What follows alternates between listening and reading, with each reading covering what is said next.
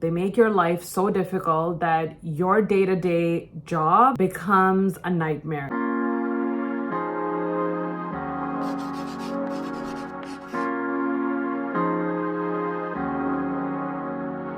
Hi everyone, welcome back to my channel. Today we're gonna go through some frequently asked questions, and I'm gonna spend a little bit of time spilling the beans, not too much, but just a little bit around the dark side of interior design, because I feel like when you guys message me thinking that, oh my God, this is such a glamorous and amazing kind of lifestyle and career to have, and it definitely can be, but I always like to paint a realistic picture on what to expect, especially when you're starting off in this career, and give you a little bit of insight into how this field is not always peaches and flowers and happiness, right? Like there's a lot of challenges that you as a designer have to face. And so we're gonna get into that just so you are prepared. Most exciting of all, I wanna talk about a new project that I'm working on.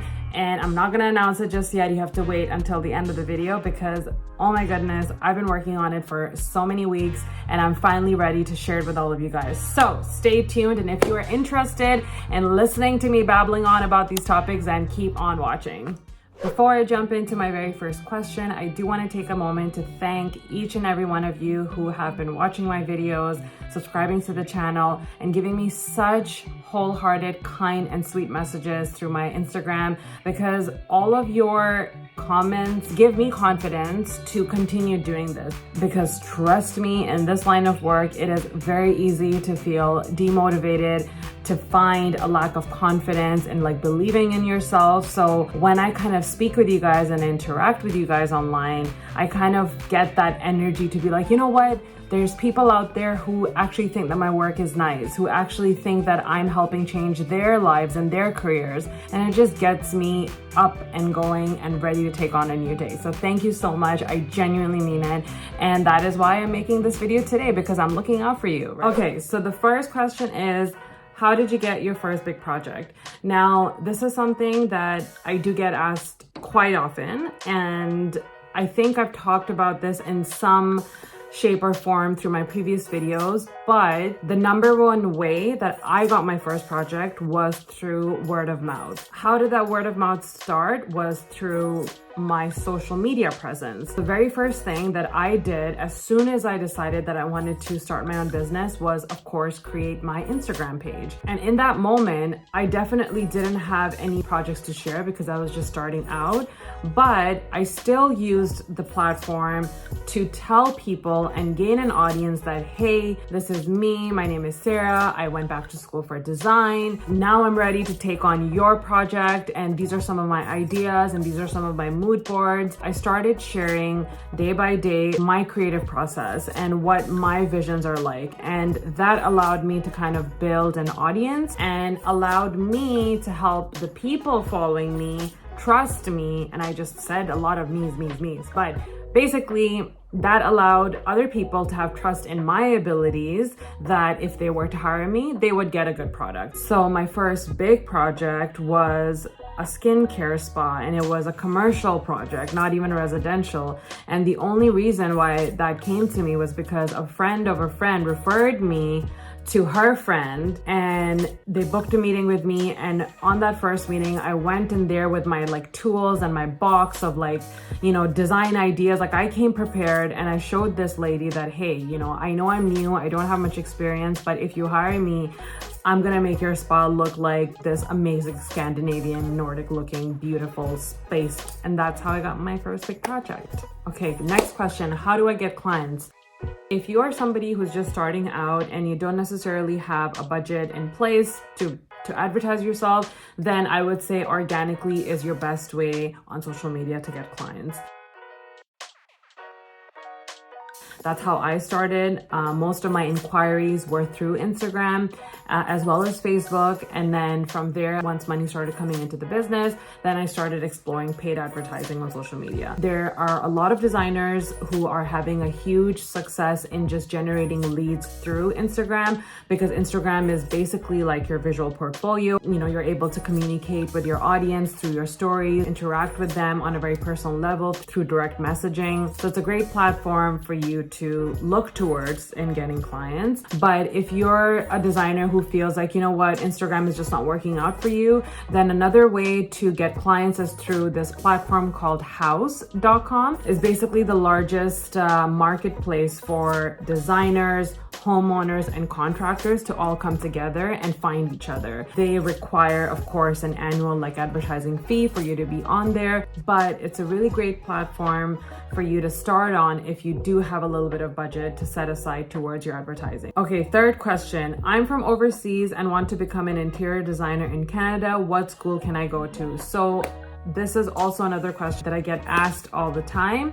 And of course, I understand that a lot of the people watching these videos are from outside of Canada. They're international people that are looking to move here and start their careers in this field. And for that reason, I dedicated a whole video on this topic, which you can check out here, basically going through the different schools and programs that are available in Canada if you wanted to study here. Then the follow-up question is, I have a bachelor's degree in interior design and I want to get a job in Canada. How can I apply? I think the number one source for applying to jobs here in Canada is indeed.ca. I frequently talk about them because it's the easiest platform to find the different jobs that are available in this field. And then it also gives you a really good qualification section. So if you are kind of confused whether your international degree would be qualified here, then you can just see that in their section. Some design firms are very strict. They do require a person have gone through the universities here in Canada, but then there are some of the smaller design firms who are just looking for experience and are okay with, international people coming in and just getting a job right away. So definitely check that out. I'm an architect and designer in Brazil, and I want to learn a little bit about how interior design works in Canada. Is there a big scope? Okay, people, I can tell you my opinion on this. There is definitely a huge scope for this industry here in Canada. As you guys know, Canada is one of the most sought out after countries for people to migrate to. Therefore, the demand for real estate is high and is always going to be high. So when people are in the housing market and they're looking to buy a property either for themselves or international investors are just looking to invest in the property, then you know that the work for interior designer will always remain. It's just a matter of you finding your niche and finding your specific clientele that you want to cater to. What softwares do you recommend for a student to make floor plans? If you are someone trying to learn how to do technical drawings and floor plans, then the two major programs that you must know really well are SketchUp and AutoCAD. If you are looking to step up your game a little bit and you want to learn how to do 3D renderings, then you can definitely learn how to use Revit. Next question. I see you have experience with moving from business to interior design, and I wanted to ask, how was your journey? Do you have any recommendations or things that I should consider while doing this step and change? This is going to be a really long answer because I have a very strong opinion on this now that I have been doing this for more than 2 years. So if I were to look back and give myself advice on how to approach transitioning from one career to another, that would be to continue doing your existing career/job and do interior design on the side. Once you see that business and that side hustle picking up, that's when you close the chapter and you switch full time into this new career. That is the number one advice that I would give to myself. And when I see people messaging me on Instagram, that is the same advice that I give them. The reason for that is here in Canada, especially, the competition is so high for interior design. There are a lot of really amazing and strong designers who have been doing this for so many years. They're set, they have a recurring clientele that's always coming to them. So it's a lot harder for smaller people like ourselves to establish our footprint. Also time consuming. It's not just a matter of, you started your design business and then within a year, you're taking off. It's going to take a lot of time for you to establish clientele that is meant for you. So if you are the type of person who only wants to work on custom homes, or if you're the type of designer who only wants to do renovation projects, or if you're the type of designer that doesn't want to do any renovation, but you only want to focus on decorating and staging services, then the clientele is going to be different for each one of you guys, right? So you have to really work hard and take all the time that there is to establish that, because it doesn't come quickly. The second biggest challenge that you will face is stability of your your finances. So the one thing about running an interior design business, and this is so crucial for everybody to know, is that if you are a one-man show and you're just starting out and you don't have a team of 3 to 4 people, then you are having to manage every single thing. So we're not just talking about design. We're talking about you building your pricing structure. We're talking about you managing your finances and doing your accounting. We're talking about you managing your operations. And then lastly, if you're the type of designer who takes project execution on, that itself is such a big job that 24/7 you're just carrying out the logistics, you're coordinating with contractors, you're coordinating with vendors and figuring out when the materials are coming in. There are just so many tasks that are involved in what we do that the projects that you take on may take a lot longer to complete than it would be if a large team was completing that same project. Basically, what I'm trying to say is if you're a single designer trying to run your business, there's probably only a handful of projects that you can take on in a year. Because you don't have a team to scale up or grow, you're unable to take on like 10 to 20 projects in a year. The problem that comes with you taking on just a handful of projects is having that stable flow of income coming into the business.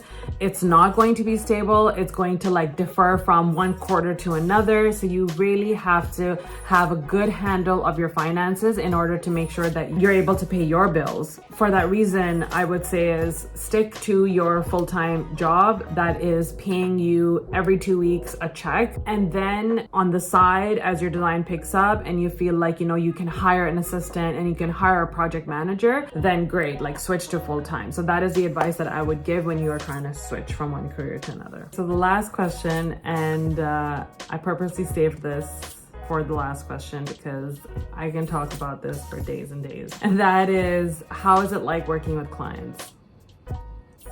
Okay, darlings, listen to me. It is the toughest thing that I've had to do in my entire professional career. Understanding people and working with them in a way that is diplomatic, but also firm enough that your boundaries are respected. And lastly, that you are being compensated for what you are worth and nobody is taking advantage of the fact that you are just a single businesswoman entrepreneur. I actually want to share this account called The Little Design Corner on Instagram that I find so inspiring and super informative. It's managed by this instructor from Australia. Her name is Dr. Claire, and she offers really amazing courses on SketchUp. Her link is in my description box. And she recently shared a really good post around the 7 different types of difficult clients that you face in this line of work. As I was scrolling through that post, I was chuckling because I could relate to every single one of those types of clients. There are definitely great clients that come your way and you make long-lasting relationships with them, and the working relationship is so easy and smooth and the project is amazing in the end. But once in a while, you do end up getting those clients who just end up making your life really difficult. And I'm not gonna flower it and I'm not going to beat around the bush, but that's just the reality, is that they make your life so difficult that your day-to-day job becomes a nightmare. You start hating your job and you start questioning yourself, like, why did I leave A, which I didn't like, to now come to B, which I equally dislike? One thing you guys have to remember is that this type of work, being an interior designer, is a very high stress and high anxiety job. When someone hires you to design their home, their like most prized, possessed purchase, and a purchase that is also the most expensive in their life, then you are automatically held responsible for every little detail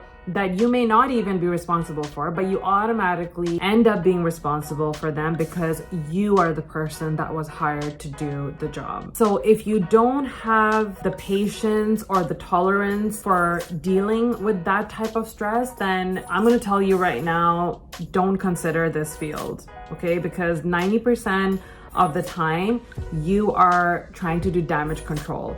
90% of the time you are acting as your client's therapist, like constantly reminding themselves, no, it's going to be great. Like, don't worry, like this is the vision. Don't lose sight of it now. 90% of the time you have to chase after contractors because they're not showing up on time, even though they committed to a certain time. 90% of the time you are bearer of bad news to your clients. So a certain furniture is out of stock and is now coming 5 months later. You have to relay that bad news. So those are the things that consume you on a day-to-day basis. And that's just the reality of our job. That's how we have to make money, and that's how we have to work to get ahead. And then of course, as you start becoming a little bit more established, then you can start saying no to all these bad clients. You can hop on a discovery call with them, and as soon as you're speaking to them, you'll know what kind of a person they are, and you're going to be like, okay, no thanks, bye, and then you click. I wish everyone to get to that stage very quickly.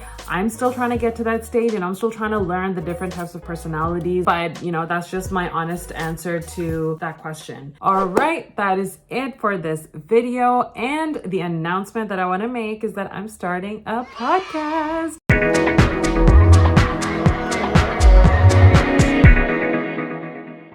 I'm so excited because I've been thinking about this for a long time now, and I've been working away at this project for the past couple of weeks, and I'm finally ready to share it with everybody. So I'm not gonna just go into what it's going to be about because I can just show you. So check out this video, and if you guys are interested in being part of this amazing podcast, then definitely stay tuned and subscribe to all of the channels that it will be broadcasting on. As always, it has been a pleasure just sitting down here and talking with you guys and answering some of your frequently asked questions.